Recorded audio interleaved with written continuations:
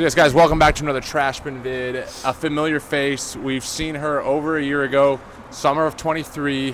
We squared off, and I emerged the victor. Yep. Albeit with a huge asterisk that I didn't find out until months later. My life was a whole lie because you had double dipped, played tennis twice that day, and were suffering from heat exhaustion. Something like that, yeah. Okay. I had a massive headache. Yeah, we had arranged to play, and she went out and did all sorts of tennis activities in the morning and left herself nothing in the tank when we did battle in the afternoon. So anyways, here for a little rematch, pro set, should be fun. Yep. You were a former college player. Where did you go to school? I went to Randolph College. Okay, go Wildcats. And you also were in Arizona 3 weeks ago with the USTA tournament of some sort. Tell us about that. Yeah, so my 4-5 women's 18 and over team went to nationals a few weeks ago in Arizona, and we ended up coming in third. Oh, what the heck? I thought you were going to say you hoisted the trophy. But a bronze medal is a medal nonetheless. Okay, awesome. And then for the tennis nerds out there, I'm swinging the Head Boom Pro with a hybrid setup, both polys, Gamma and Alu Pearl. It's a knockoff. And then what are you swinging? I have the Babolat's Pure Arrow, and I have RPM Blast in it, strung at 58. Okay, that is quite tight. So should be good stuff. Let's have some fun. Let's get rolling. So here we go. Kicking this off, she did win the butt cap spin and opted to serve. A sign of confidence. I think she's going to take it to me. And we waste no time getting into an entertaining rally. Cross court, prolonged, should be a sign of good things to come. It might be an enjoyable affair for all three of us, both players and the spectator, of course. And I do win that 11-shot rally and take what's given to me and run with it. Look at that triple break point out the get-go, and whoo! Crackerjack of a one-handed backhand cross court, finding the coffin corner just about. It is called out, and the freeze frame leaves it slightly inconclusive, but it is the right call, I would think. And yeah, continued pressure on her, getting her way back, and Shankadoodle-doo off the Condor's racket comes to her rescue. Still got some work to do if she's going to crawl out of this unscathed. That's an off-balance slice in the middle, not good. But in the end, just a little bit too easy as I slot it past her for the go-ahead opening break. Good stuff. Can I back it up with a strong service game myself here at 5-all? And cross-court, she smothers it, and I get that down the line. Again, the camera doesn't really show it, but it was called out. So eventually, it's break point, and I don't even give myself a chance as I double fault it. Shame on me, coming out cold, colder than the environment that we're in. We are indoors, but don't forget it's the middle of December here, and it's probably high 50s, maybe 60s in this. And what that means is slower, lower bouncing balls, dead as doornails within 30 minutes, and these were U.S. Opens at that. So interesting factors here playing into this. 15-40. Again, she's in trouble, and she turns me into a can of sardines, hitting me with a can opener, slicing me way out wide. Unbelievable serve. That was sick. And she turned this game on its head. It was a 15-40 predicament for her, and now it's add in. And even though I'm controlling this point, I fail to flatten the inside-out forehand, and she makes me pay as I fail to accomplish that volley. So a little bit of a swing here as she's starting to get warm, figuratively and literally, as she sheds a layer. Moving in here, and again, it's close, but no cigar off the Condor's racket. Perhaps this is a sign that I need to pick bigger targets, give myself fatter margins, because they're coming up close, but they're just not rewarding me. A couple of instances now early in this pro set. To 30-all we go, and ooh, that's a nice pacey serve by my standards down the tee. Do get myself over the line in the end to take this to a 2-all affair. So even Steven after 4. And look at that, favoring the forehand, pushing it deep.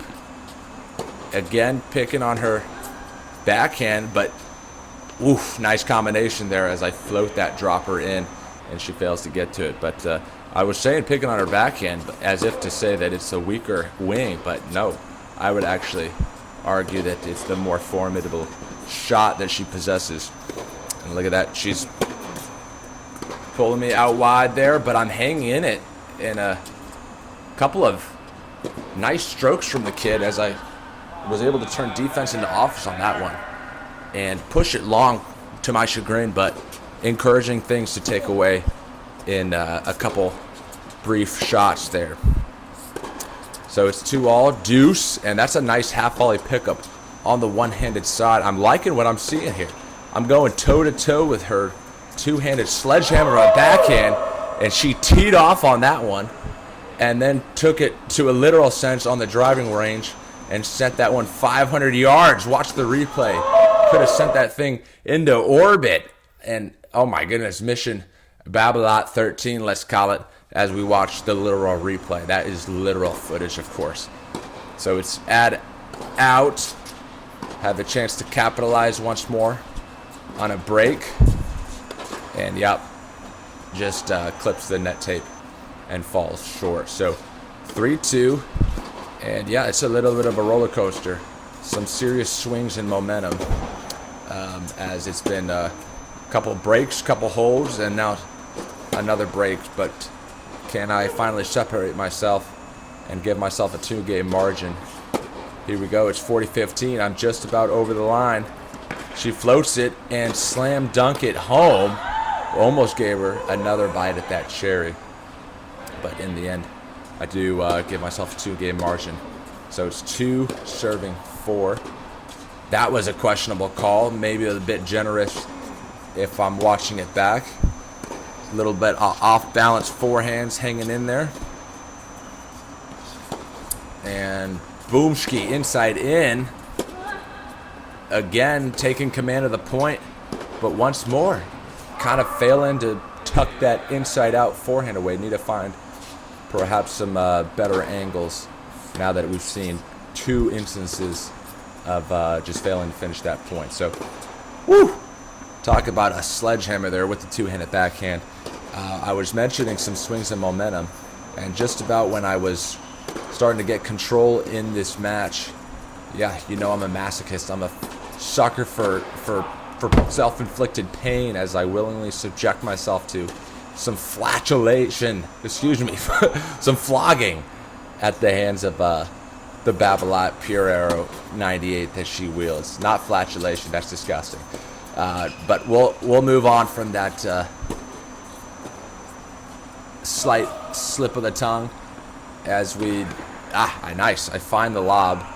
That was an awkward one, but the hands are too good on the kid, and it puts herself into another dicey situation. 30-40, she has to save this. That was a nice down the tee slice serve, but I did find the answer, and the backhand has left the chat. It betrayed her. Goodness, as I go up 5-4 again, a little bit of serve and volley, and I followed up with, you guessed it, some more S&B, and stringing together a couple points here, as if this were a regular set, it would be set point. I was charging the net, but she has me in full-blown retreat there, but I like that defensive one-hander that I get back with interest. Slice, and yeah, in the end, she's just toying with me as I'm literally running in massive circles. Good stuff, though. A couple points later, same situation. It's add in. It's what would be a regular set point, and she does send it long. But fortunately for her, we're going to 8 on this occasion. So onwards and upwards we play. Yep, good deep ball to my backhand, but I handled it with the half volley, and that's a easy on the eyes backhand. Tearing me out wide, hanging in there, and she just dumps it. So unraveling a little bit on that backhand wing, which is uncharacteristic of her.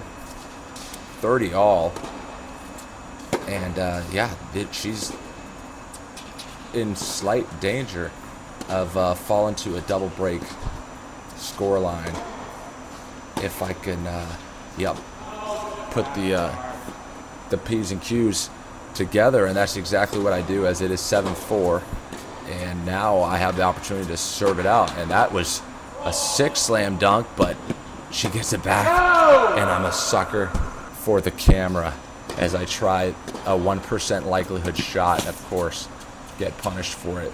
Unbelievable return. Somehow was able to get that back. But, of course, it is a double bounce.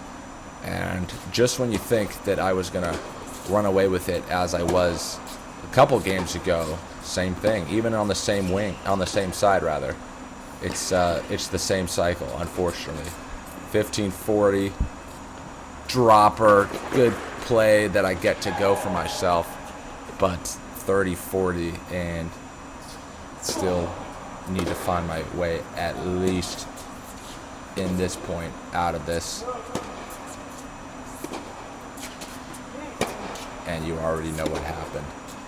Taking it on the rise, and it cost me. Goodness, that is just a forehand that should not have resulted in an error, but in the end it did. So here it is. We play on 7-5, just one break between us. It's a steep hill that she has to climb, but there's only one way forward. That's back-to-back points now, where she sliced it pretty shallow, and I've been brought in, and it's cost her on both occasions. It's love 30. Another half volley pickup on the one-handed backhand side. That's nice. And again, I find myself in the net. Yep. And she finds an acute angle to take me out wide. 15-30. 2 points from the pro set. Another half volley pickup. That's good to see. And we've seen this before. She brings me in, and I just can't shake this chick. What in the world? 30-40 in the end.